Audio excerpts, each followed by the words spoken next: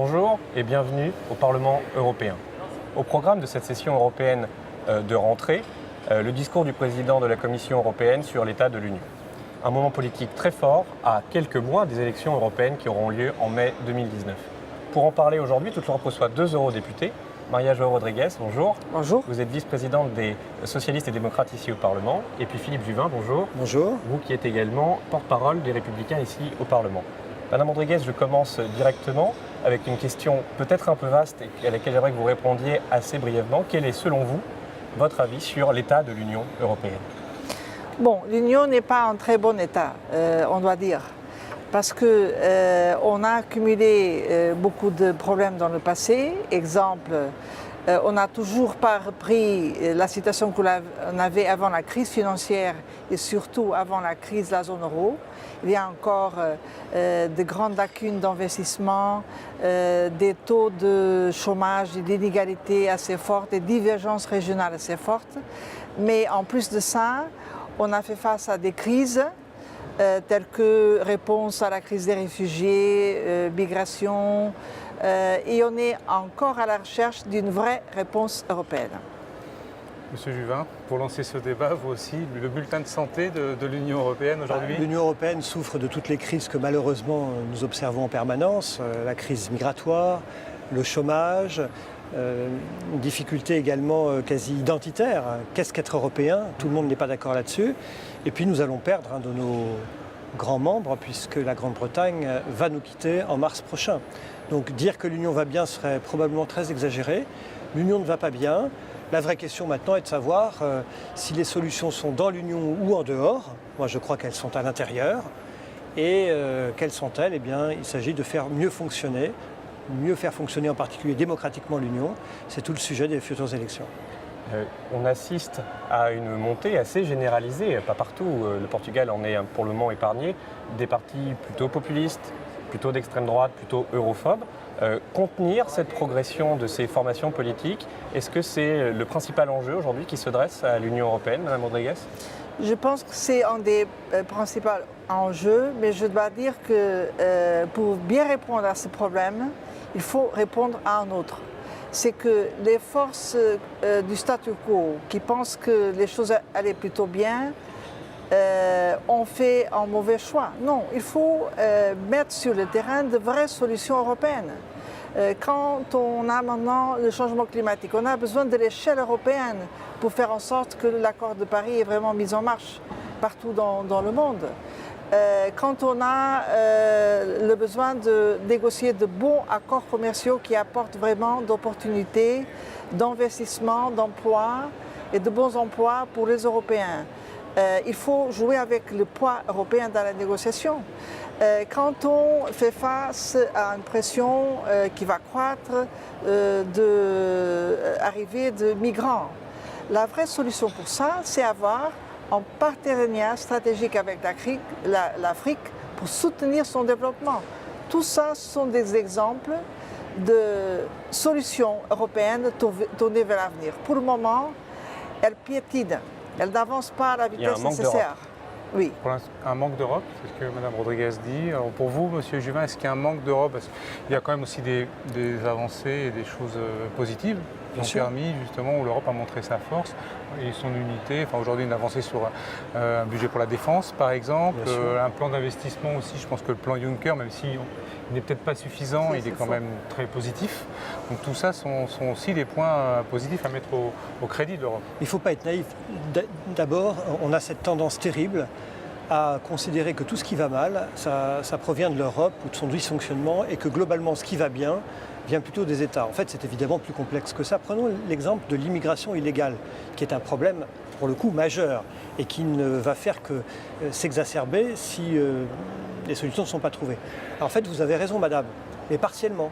Une partie des solutions sont européennes. Et évidemment, je suis d'accord avec vous, l'Europe devrait investir massivement dans le développement de l'Afrique pour éviter ces mouvements de population. Moi, d'ailleurs, je suis favorable à ce qu'une partie très significative des fonds structurels qui vont à l'Europe, les fonds FEDER par exemple, en fait, n'aillent plus aux pays européens, mais aillent aux pays aux alentours de l'Europe, parce qu'en fait, c'est dans l'intérêt de l'Europe. Ça, il faut pas- Donc il y a des solutions européennes, mais il y a aussi des solutions nationales qui ne sont pas mises en jeu.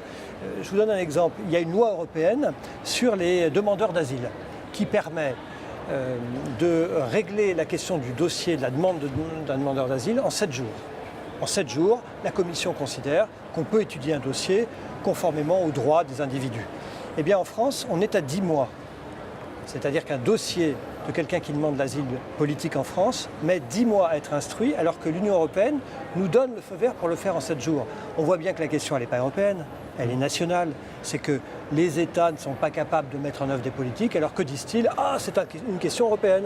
Et se défont sur l'Union européenne de leurs mots MAUX nationaux. Ça, c'est un vrai sujet. Je pense que dans l'avenir, il faudra que les femmes et les hommes politiques comme vous et moi, nous disions clairement, ça c'est du domaine des États, ça c'est du domaine de l'Union. Mais qu'on ne nous fasse pas l'affaire à l'envers en nous expliquant que tout le mal vient de l'Union européenne, c'est trop facile. Davantage de subsidiarité, comme le suggère M. Juvin. Non, je pense qu'évidemment, il y a des responsabilités au niveau national et européen, il faut en être clair là-dessus. Mais ce qu'on a maintenant, c'est que les États membres devaient aussi s'accorder sur des solutions européennes qui marchent mieux. Un exemple clair, c'est le système d'asile européen. Le système qu'on a ne marche plus parce qu'il est fondé sur un principe qui est de dire le pays qui est le premier à accueillir les réfugiés, c'est le pays qui devait être responsable pour leur donner de l'accueil. Alors cela n'est plus réaliste parce que cela expose les États membres qui sont plus proches de la mer à prendre la plupart du flux d'entrée. Vous voulez dire Donc que il faut la mettre à jour réforme- ce système. La réforme du règlement de Dublin, c'est une des priorités Absolument, pour oui. encore cette mandature et pour vous dans les 6 ou 7 mois de travail législatif. Oui, Devait c'est être. une priorité, vous avez raison, mais encore une fois, on prend cet alibi de l'absence de réforme de Dublin pour ne rien faire. On peut agir dès maintenant. Je vous parlais des demandeurs d'asile. Vous savez qu'il y a une grande question sur il faudrait peut-être garder les demandeurs d'asile en centre fermé. Un certain nombre de gens proposent ça. Mais alors faites-le. La loi européenne permet de garder jusqu'à 18 mois en centre administratif fermé un demandeur d'asile tant que son dossier n'est pas réglé. 18 mois. Vous savez combien de temps en moyenne on garde les gens en centre administratif fermé en France avant que leur dossier ne soit clos? 26 jours. Donc avant de demander des réformes législatives forcément complexes dans l'Union européenne, je vous en prie, mettons en place déjà ce qui existe, faisons le boulot. Or, on ne le fait pas. J'insiste quand même. Oui, mais là il faut faire attention parce qu'il ne faut pas créer des centres perçus comme des centres de concentration des réfugiés. Mais vous voyez, madame, C'est contre les valeurs européennes. typiquement, ce que vous venez de dire, c'est terrible parce que la Commission européenne, qui est là pour défendre les principes de l'Union européenne elle-même, dans un document, a rappelé que la loi que nous avons démocratiquement votée permet de garder les gens en attente de dossier d'accord d'asile jusqu'à 18 mois. C'est la loi, c'est pas vous, c'est pas moi, c'est la loi européenne, c'est la Commission européenne. Ce sont des gens qui sont préoccupés à juste titre du respect des droits de l'homme. Eh bien, c'est prévu par la loi. Et alors que c'est prévu par la loi, on vient nous expliquer que ça ressemble à un camp de concentration. Il n'y a plus de débat. En fait, ce qui tue le débat politique et ce qui tue l'Europe, c'est justement ce discours qui consiste à diaboliser toute proposition dès lors qu'elle n'est pas dans un strict cadre en réalité inefficace. Il faut une frontière européenne qui marche de manière plus efficace, qui donne une réponse plus rapide aux demandeurs d'asile. Mais il faut plutôt ça. défendre la frontière européenne alors. Oui, Et donc oui. ceux qui Et je franchissent défends. illégalement cette frontière, soit ils ont le droit de rester, soit ils n'ont pas le droit de rester. Mais il faut que le dossier soit traité rapidement.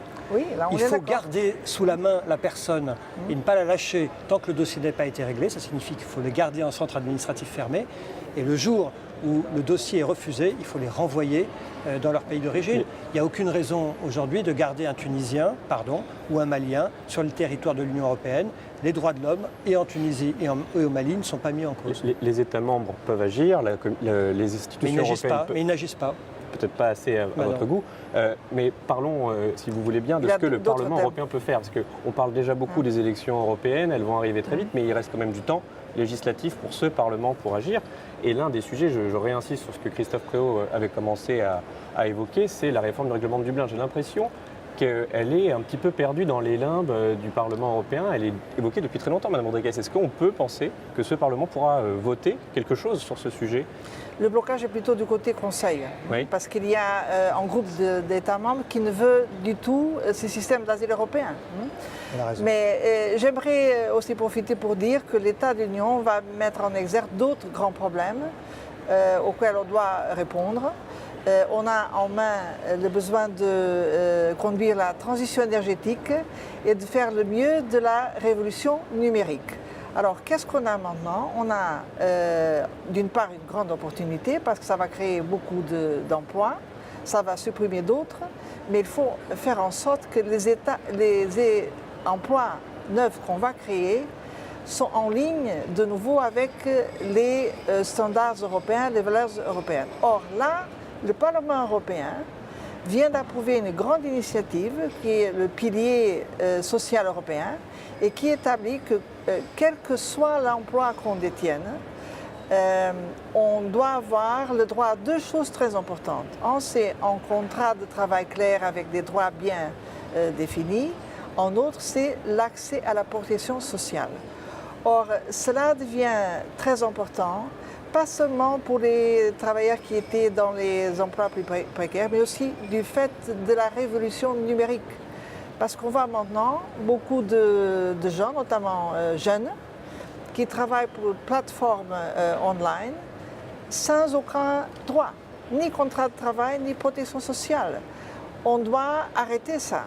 Parce que si on admet que cette tendance se poursuit, très tôt, on aura un grand pourcentage de la population européenne sans contrat de travail, sans protection sociale, et ça va miner la protection sociale pour tout le monde.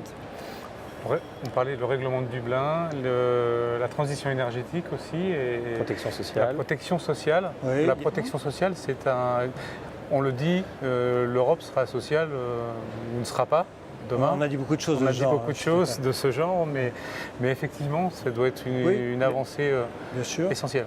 Enfin, essentiel. L'Europe s'est fixé comme objectif un haut niveau de protection sociale pour tous ses citoyens. Ce qui est aujourd'hui, c'est le niveau référent dans le monde, on Voilà, peut le dire. exactement. C'est cet objectif. Il ne faut pas le détériorer, mais pour cela, il faut continuer à faire de l'Europe un endroit où on crée de la richesse, où on crée des emplois, où on a des usines, où on a de l'agriculture. Et c'est pour ça que dans les mois qui viennent, moi je vois trois sujets importants, en plus de tous ceux que vous avez En évoqués. termes de priorité, sur les 6 ou 7 mois législatifs qui vous restent. Il y a évidemment la question de la réponse que nous devons faire aux États-Unis et à la Chine sur des barrières douanières. On a vu M. Trump qui nous a imposé des barrières douanières très brutales. Il faut que nous puissions nous armer pour répondre à ça. Ce sont des véritables agressions commerciales. Il faut probablement que nous avancions vite, mais nous sommes en train de le faire sur ce qu'on appelle le marché unique numérique, c'est-à-dire faire en sorte que les règles qui s'appliquent par exemple aux plateformes, Google, Amazon, etc., les règles, la fiscalité soient les mêmes dans tous les États de l'Union. Ça, c'est un élément qui va aider l'Union européenne à progresser en termes de développement d'emploi. Et puis, nous avons aussi à faire preuve d'imagination. Je vais citer un point qui est peut-être un point de détail, mais qui montre bien où l'Europe peut aider les États.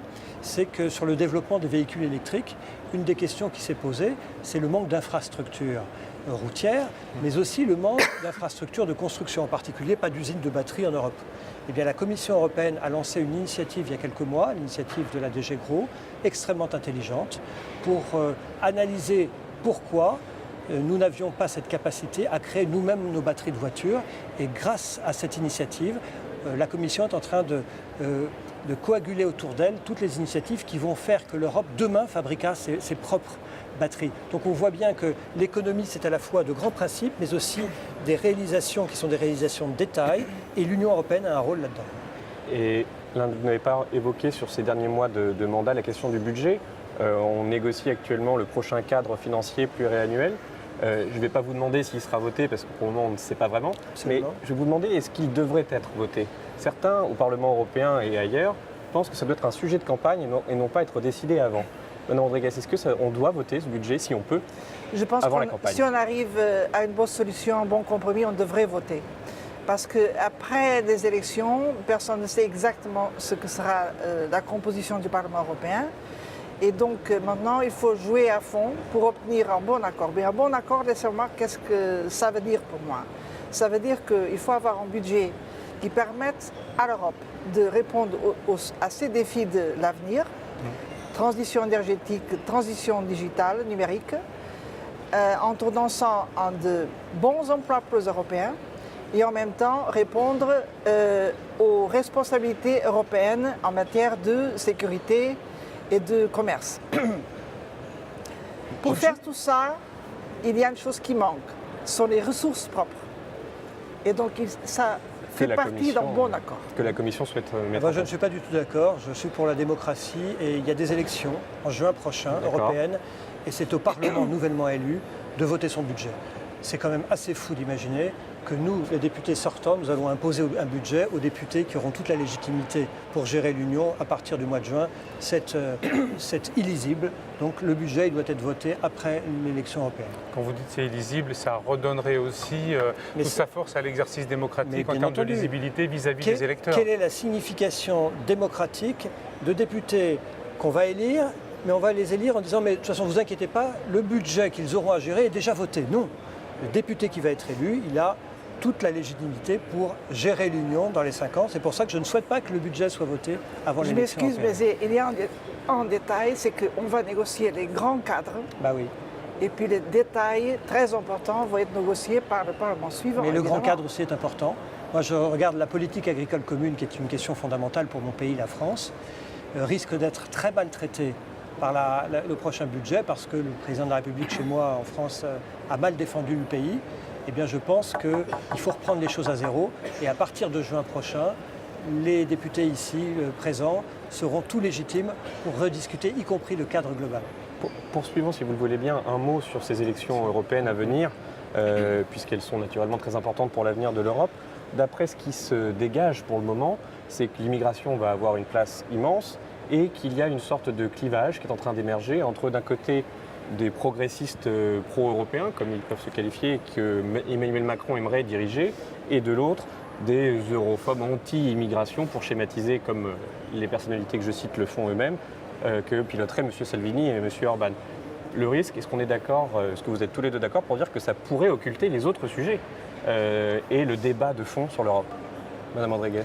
Oui, je pense que c'est une lecture un peu simpliste qu'on va avoir.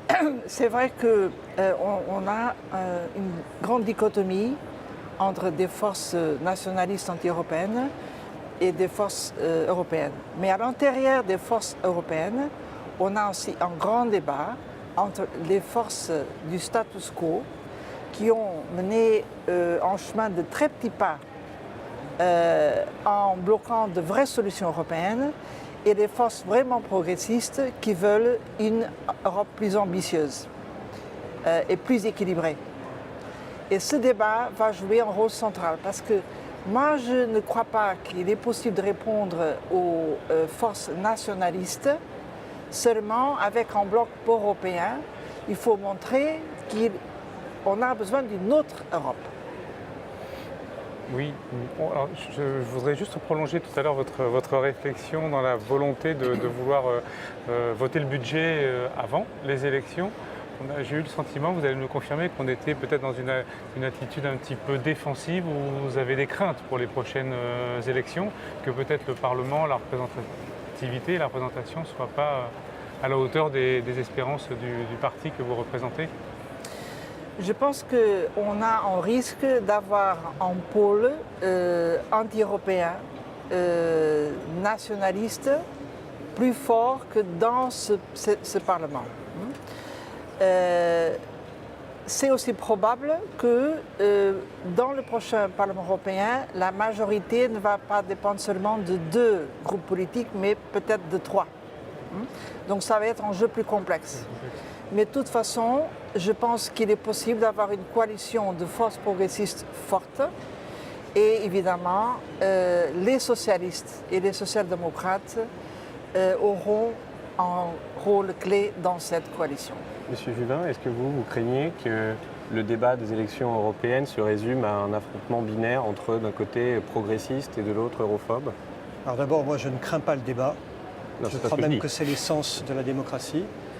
Deuxièmement, je ne pense pas que le monde soit partagé entre les gentils et les méchants. Ça serait trop facile. C'est plus complexe que ça. Non, mais dans le débat, il y a un vrai risque quand même. Et il ne s'agit pas de s'afficher comme étant pro-européen pour l'être.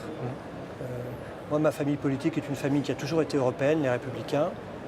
On a de leçons à recevoir de personne. Et je sais pourtant qu'au sein de notre famille, il y a des visions différentes de l'Europe. Et pourtant, nous sommes tous attachés à l'Europe et il est inimaginable pour nous d'un jour sortir de l'Union européenne. Nous croyons fortement que la France, mais c'est le cas pour d'autres pays, continuera à éclairer le monde et participer à la conduite du monde parce que nous sommes dans l'Union. Donc je pense encore une fois qu'il est dangereux de rejeter une partie du peuple européen avec l'étiquette populiste parce qu'on va les pousser justement dans les bras de gens qui, eux, souhaitent fragmenter l'Europe et la faire sortir. Regardez quand même la catastrophe du Brexit, qui va être une catastrophe pour la Grande-Bretagne. Regardez la panique qu'il y a actuellement et qui va être très ennuyeuse pour nous. Qui a décidé le Brexit ? Monsieur Cameron, oui. Conservateur britannique. Est-ce qu'on avait envie de les qualifier de populistes il y a quelques années ? Non. C'était un parti de gouvernement. Donc le danger parfois vient d'ailleurs. Et il ne faut pas se tromper sur les diagnostics. M. Cameron n'avait peut-être pas décidé le Brexit, mais c'était une promesse de campagne. Cameron il a laissé les électeurs du Royaume-Uni M. Cameron laissera la trace comme étant le Premier ministre de la Grande-Bretagne qui a été le plus calamiteux et qui a conduit son pays par une politique calamiteuse à sortir de l'Union. Mais pourtant, il n'était pas un populiste. Donc vous voyez que les catastrophes, parfois, peuvent être réalisées par bien d'autres personnes que les populistes. Oui, je t'en prie. Oui, simplement, je voulais vraiment recentrer aussi et rebondir sur le sujet parce que il y a beaucoup de sujets de fond et très importants pour l'Union européenne demain. Vous les avez cités. La Grèce. Oui, mais on a une crainte quand même, c'est ce que je voulais exprimer tout à l'heure, par rapport justement au débat qui va s'installer dans nos différents pays, qu'effectivement les problématiques d'immigration occultent complètement le reste. Quelle est la solution ? On le voit aujourd'hui, on l'a vu en Suède, et tout d'un coup, le débat se limite à une seule porte d'entrée en fait sur l'Union européenne et ça réduit les marges de manœuvre du débat. D'abord, dans tous les débats, dans toutes les élections, il y a toujours un débat qui cristallise les choses. Un jour c'est le chômage, un jour c'est la situation internationale, aujourd'hui c'est l'immigration. Eh bien, que faire ? Répondre, apporter des réponses et ne pas se mettre dans des postures qui consistent à dire « Ah, mais on ne peut pas dire ça, on ne peut pas faire ça ». Non, c'est vrai qu'il y a un danger. Et c'est un danger important pour l'unité de l'Union européenne. L'Union européenne, ce n'est pas simplement 28 États côte à côte. L'Union européenne, c'est un projet de civilisation. Est-ce qu'on veut que ce projet de vivre ensemble puisse être mis en danger par le communautarisme ? Moi, je ne le souhaite pas. Donc, on apportera des réponses. Et là-dessus, les Français, en tout cas en France, verront que les réponses que nous apportons sont des réponses sages, raisonnables et pas déraisonnables. Et d'un côté, vous aurez des gens qui n'apporteront pas de réponses ou feront semblant d'en apporter, d'autres qui apporteront des réponses déraisonnables. Et j'espère que je suis certain que nous apporterons des réponses et des réponses raisonnables. Madame Rodriguez, très rapidement, la même question. Quelle sera la réponse, ce sera le mot de la fin, de votre famille politique pour déjà parler d'immigration et pour éviter que ce sujet ne prenne la place sur les autres ? Je pense qu'il faut calmer le jeu sur cette question parce que ce débat a été polarisé par deux positions extrêmes. L'une qui dit il faut laisser tout le monde entrer, pas de mur, pas de rien. Et en face de ça, on a la position opposée qui dit il faut tout fermer et ne pas admettre personne ici. Ni l'un ni l'autre.